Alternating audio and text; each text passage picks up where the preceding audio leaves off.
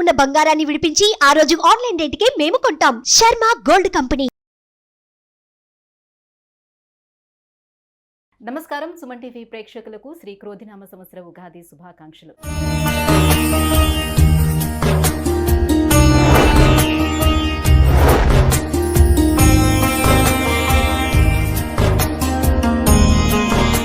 ఈ క్రోధినామ సంవత్సరం ద్వాదశ రాశుల వారికి ఎలా ఉండబోతుంది, అలాగే ఈ సంవత్సరం మొత్తం మీద నవగ్రహాల స్థితిగతులు ఏ రకంగా ఉన్నాయి అనే విషయాన్ని తెలియజేసేందుకు మనతో పాటు ఉన్నారు జ్యోతిష్య రత్న, జ్యోతిష్య చక్ర వైభవ నిపుణ డాక్టర్ రాళ్లపల్లి రవికుమార్ గారు. గురుగారు నమస్కారం అండి. నమస్కారం. గురుగారు, ద్వాదశ రాశులకి ఏ రకంగా ఉండబోతుందో తెలుసుకునే ముందు ఈ సంవత్సరం అంతా కూడా ఆ ద్వాదశ రాశుల వరకు నవగ్రహాలు ఎక్కడెక్కడ ఉన్నాయి ప్లేసింగ్? తప్పకుండా అమ్మా. శరదిందు సమాకారే పరబ్రహ్మ స్వరూపిణి వాసరాపీఠ నిలయే సరస్వతి నమోస్తుతే. సుమన్ టీవీ ప్రేక్షకులకు శ్రీ క్రోధినామ సంవత్సర ఉగాది శుభాకాంక్షలు. ముఖ్యంగా నవగ్రహాలంటే మామూలుగా బుధుడు కానివ్వండి, రవి కానివ్వండి, అవన్నీ 20 రోజులకి మారుతుంటాయి, ఒక రాశి నుంచి ఇంకో రాశికి. అలాగే శుక్రుడైనా 20 రోజులు మారుతాడు, కుజుడు 45 రోజులు, రవి నెలనాడు. కాబట్టి ముఖ్యంగా మనం తీసుకోవాల్సిన గ్రహాలు మటుకు 4 అండి. ఒకటేమో గురు, సంవత్సర కాలం అక్కడే ఉంటారు కాబట్టి. రాహుకేతులు ఏడార్థానికి ఒకసారి మారుతారు కాబట్టి.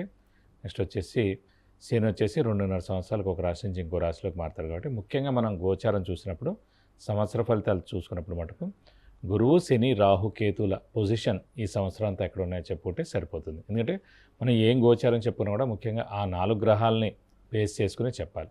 ముఖ్యంగా గురువు వచ్చేసి మనకి 1/5/2024 నుంచి వృషభ రాశిలోకి గురువు సంచరిస్తాడు. సో గురువు అక్కడ ఉంటాడన్నమాట ఈ సంవత్సర కాలం వృషభ రాశిలో. నెక్స్ట్ వచ్చేసి రాహు ఆల్రెడీ మనకి మీన రాశిలో ఉన్నారండి ఈ సంవత్సరం. అంటే నెక్స్ట్ ఏడాది దాకా కూడా రాహు అక్కడే ఉంటాడు సంవత్సరం అంతా. కేతు వచ్చి మనకి కన్యా రాశిలో ఉంటారు సంవత్సర కాలం అంతా. ఇంకా శని వచ్చేసి ఆల్రెడీ స్వస్థానమైన కుంభరాశిలో స్వస్థానంలోనే ఈ సంవత్సరం అంతా ఉంటాడు. ముఖ్యంగా మనకి అందరూ అంటారు గురువు అంటే మామూలుగా గురువు మారుతూ ఉంటాడు, డేట్స్ ఎలా తెలుసుకోవాలని. సాధారణంగా ఎందుకంటే గురువు ఇంపార్టెంట్. ఎందుకంటే దైవబలం, దైవానుగ్రహం సంబంధించిన అది గ్రహం వచ్చేసి గురువు. ఎలాంటి శుభకార్యాలు జరిగినా, అంటే ముఖ్యంగా ఒక చిన్నపిల్లాడు 10th క్లాస్ ఎగ్జామ్ పాస్ అయ్యాడు, అయితే ఇంటర్లో చేరుతున్నాడు అడ్మిషన్, అంటే ఇంజనీరింగ్లో చేరుతున్నాడు, అంటే మాస్టర్స్ చేస్తున్నాడు, అయితే మెడిసిన్ చేస్తున్నాడు. అలాగే ఉద్యోగం, ఫస్ట్ ఉద్యోగం, ప్రమోషన్, అలాగే గృహం, వాహనం, వివాహం, సంతానం, ఇవన్నీ కూడా చేరాలంటే కనుక గురుబలంతో సాధ్యం. అంటే గురువు ప్రతి సంవత్సరం ఒక రాశిలో ఉంటాడన్నమాట. కాబట్టి ఆ గురువు ఆ సంవత్సర కాలంలో ఆ రాశుల వాళ్ళకి 2వ స్థానంలో ఉన్నాడా, 5వ స్థానంలో ఉన్నాడా, 7వ స్థానంలో ఉన్నాడా, 9వ స్థానంలో ఉన్నాడా, 11వ స్థానంలో ఉన్నాడో చూడాలి. సో 2, 5, 7, 9, 11 స్థానాలు శుభ ఫలితాన్ని ఇస్తాడు గురువు. సో మన రాశి నుంచి ఎక్కడైతే ఉంటాడు.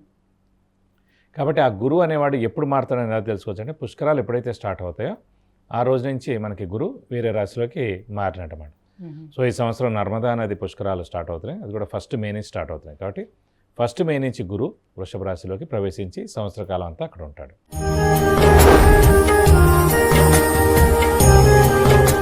గురుగారు, మీనరాశి వారికి గ్రహస్థితిగతులు ఎలా ఉన్నాయి? వీళ్ళకి ఏ గ్రహాలు ఏ స్థానాల్లో ఉన్నాయి, ఎటువంటి ఫలితాలను ఇస్తున్నాయి ఈ సంవత్సరం? మీనరాశి అనగానే మనకి పూర్వభాద్ర 4వ పాదం, ఉత్తరాభాద్ర 1, 2, 3, 4 పాదాలు, రేవతి 1, 2, 3, 4 పాదాలు.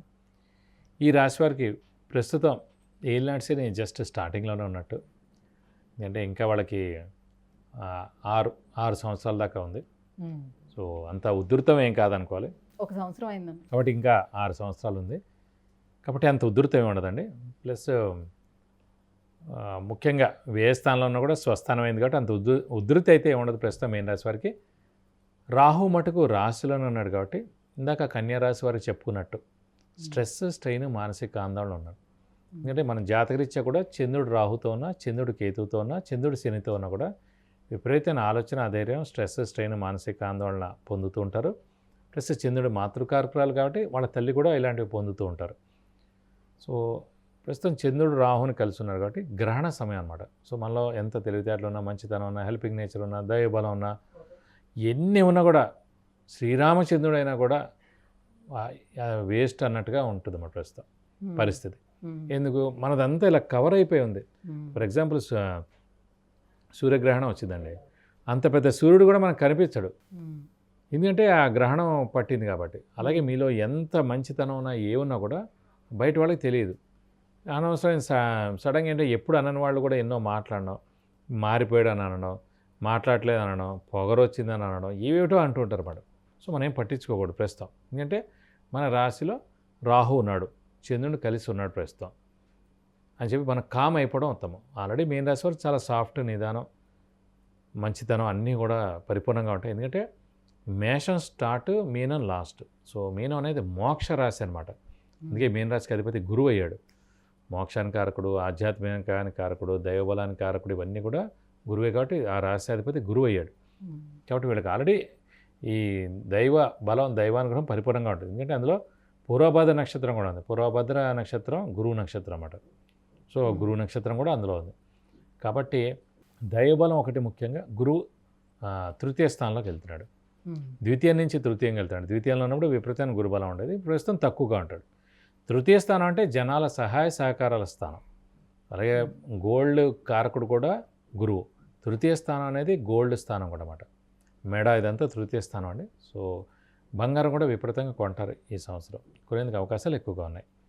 జనాల సహాయ సహకారాలు ఎక్కువగా ఉంటాయి. అలాగే తృతీయ స్థానం అనేది రైటింగ్ స్కిల్స్, కమ్యూనికేషన్ స్కిల్స్, ఇవన్నీ కూడా తృతీయ స్థానం. అవన్నీ కూడా మెరుగుపడతాయి ఈ సంవత్సరం, పిల్లలకు కానివ్వండి, కొత్త వాళ్ళందరూ కూడా.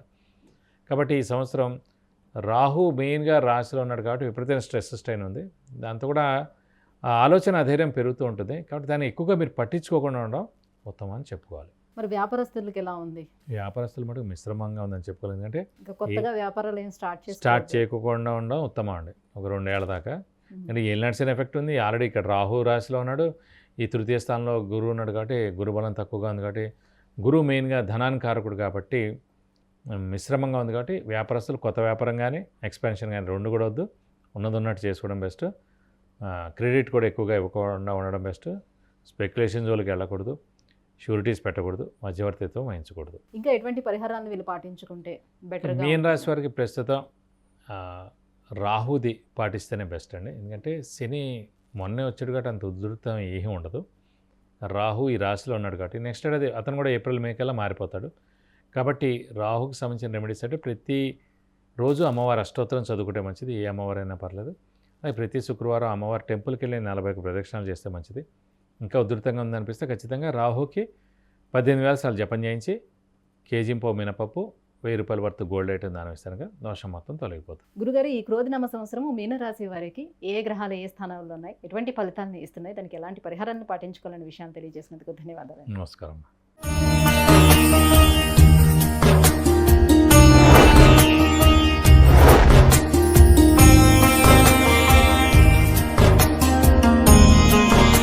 విద్య, ఉద్యోగం, విదేశీయానం, వివాహం, వాహన యోగం, గృహయోగం, సంతానం, ఆరోగ్యం, వీటన్నిటి గురించి తెలుసుకోవాలంటే గురుగారు అపాయింట్మెంట్ కోసం కింద స్క్రోల్ అవుతున్నటువంటి నెంబర్లకి మిస్ కాల్ ఇవ్వండి, లేదంటే మెసేజ్ చేసి అపాయింట్మెంట్ తీసుకోవచ్చు. సుమన్ టీవీలో మీ పర్సనల్ అండ్ బిజినెస్ ప్రమోషన్స్ కోసం కింది నెంబర్కి కాంటాక్ట్ చేయండి.